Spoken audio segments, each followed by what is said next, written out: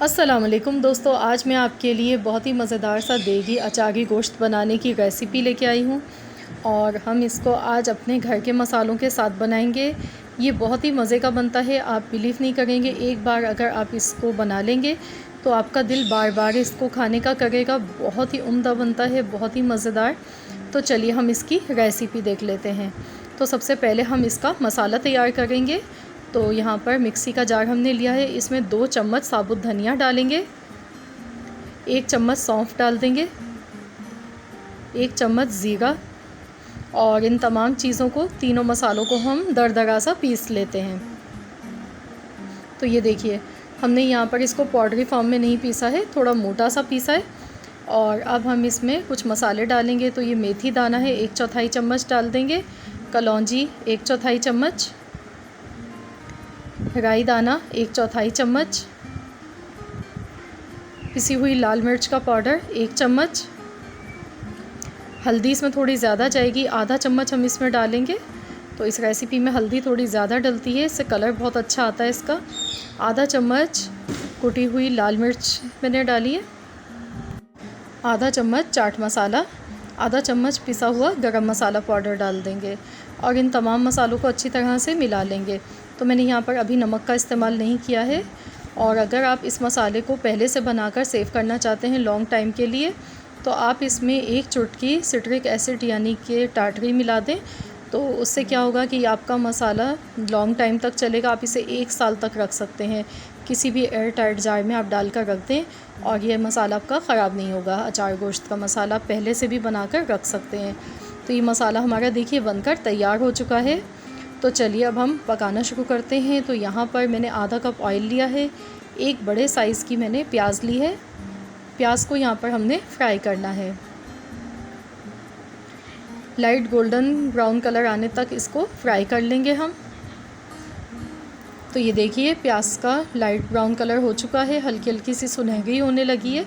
बस इतना ही प्याज को हम फ्राई करेंगे। और मैंने यहाँ पर आधा किलो, मैंने मटन से मैं आज बना रही हूँ, तो मैंने मटन लिया है आधा किलो गोश्त। और आप चाहें तो इसको बीफ से भी बना सकते हैं। तो यहाँ पर हम अच्छी तरह से इसको फ्राई कर लेंगे, 1 से 2 मिनट तक इसको फ्राई कर लेंगे। और लहसुन अदरक का पेस्ट इसमें डाल देंगे 2 चम्मच। और लहसुन अदरक के पेस्ट के साथ इसको थोड़ी सी देर और हम ऐसे ही पकाएंगे।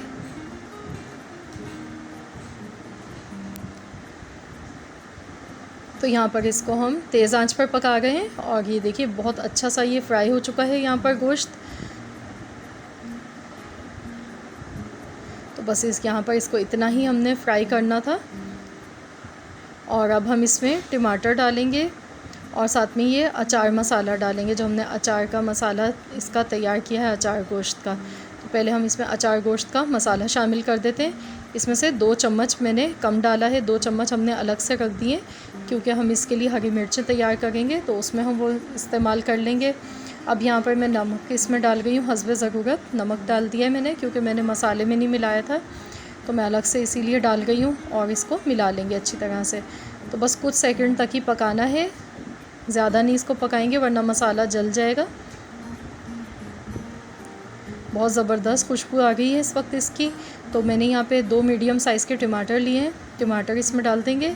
और साथ ही में यहाँ पे हम इतना पानी डालेंगे कि गोश्त इसमें गल जाए। तो मैं यहाँ पर 3 गिलास पानी के डाल गई हूँ। और इसको हम कवर करके रख देंगे 1 घंटे के लिए। लो टू मीडियम फ्लेम पर हम इसको पका लेते हैं जब तक गोश्त गल नहीं जाता है। बीच बीच में हम इसे चेक भी करते रहेंगे। तो चलिए मैं इसको कवर कर देती हूँ जब तक कि हम हरी मिर्चें यहाँ पर देख लेते हैं। तो यहाँ पर देखिए, मैंने 10 हरी मिर्चें ली हैं। और ऐसी मोटी वाली मिर्च इसमें अच्छी लगती है, इसमें बीच में मैंने धोकर कट का निशान लगा लिया है। और ये जो मैंने 2 चम्मच मसाला रखा था बचाकर, तो ये नींबू का रस मैंने लिया है 2 से 3 खाने के चम्मच। तो इसमें मसाला डालेंगे, साथ में थोड़ा सा नमक डाल देंगे और मसाले को अच्छी तरह से मिला लेंगे।